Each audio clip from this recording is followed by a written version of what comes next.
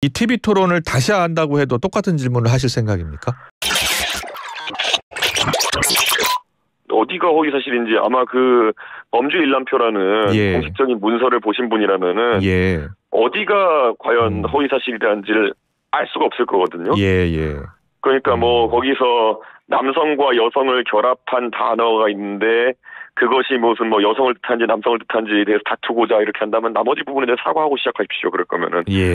그리고 저는 제가 TV 토론할 때도 이것에 대해 가지고 기준을 물어보기 위해 가지고 다 순화해 가지고 얘기한 것이기 때문에 도대체 무엇을 가지고 허위사실이라 그러고 뭘 그렇게 이준석 국회의원 제명하겠다고 이렇게 하고 있는 것 자체가 전 이해가 가지 않습니다. 지금까지 대한민국에서 뭐 영부인들 때문에도 가족 문제로 대통령이 고생한 적도 있지만은 사실 아들 문제로 고생한 대통령이 훨씬 많습니다. 당장 문재인 대통령께서도 뭐 퇴임 이후에 지금 뭐 따님과 아들 그 사위 때문에 따님과 사위 때문에 이렇게 또 문제를 겪고 계시지 않습니까? 그렇기 때문에 이런 것들 특히 그 저는 뭐 잘 알지도 못했지만 이번에 그 범죄 일람표가 나오게 되면서 이재명 후보의 아들 되시는 분은 사실 도박이나 이런 문제도 사실 굉장히 큰 것 같고요. 저는 이런 문제가 충분히 다뤄줄 필요가 있다는 생각을 하거든요.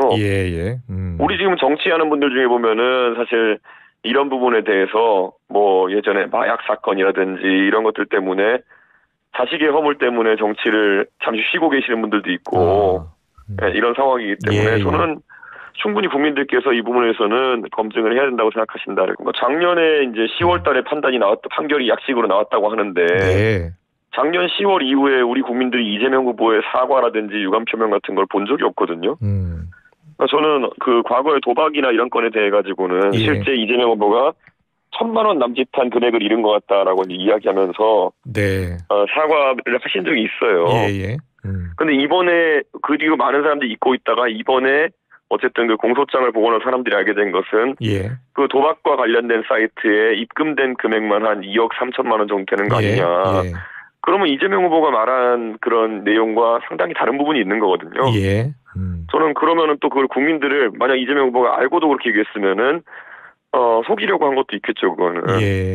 그러니까 이게 뭐 사실 상습 도박이냐 아니면 일반적인 그냥 한번 해본 도박이냐 이런 거에 따라서 그런 가치관도 많이 판단이 다를 수 있는 건데 저는 그래서 좀 뭐 이 부분에 대해 가지고 저는 좋습니다. 그런데 이 부분에 대해 가지고 뭐 사실관계에 크게 틀리지 않은 지적들이 들어갔는데 이거를 선거 며칠 안 남았다고 메신저 공격으로 이제 버티려고 한다.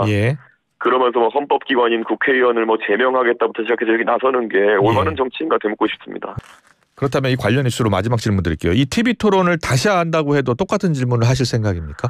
저는 이것에 대해서 제가 그 표현의 역치라는 것을 표현 수의 역치라는 것을 이번에 국민들께서 굉장히 엄격하게 가져가신다는 걸 알았기 때문에 더 완화해서 물어볼 수는 있겠죠. 근데 그런 뭐 그거야 뭐 제가 봤을 때는 우리 사회에서 뭐 언제고 합의될 지점은 아니라고 보거든요. 굉장히 뭐 상황에 따라서 매번 좀 다르게 판단될 가능성이 있기 때문에 저는 그래서 위험도가 높다고 생각합니다. 이런 질문을 하는 것 자체가.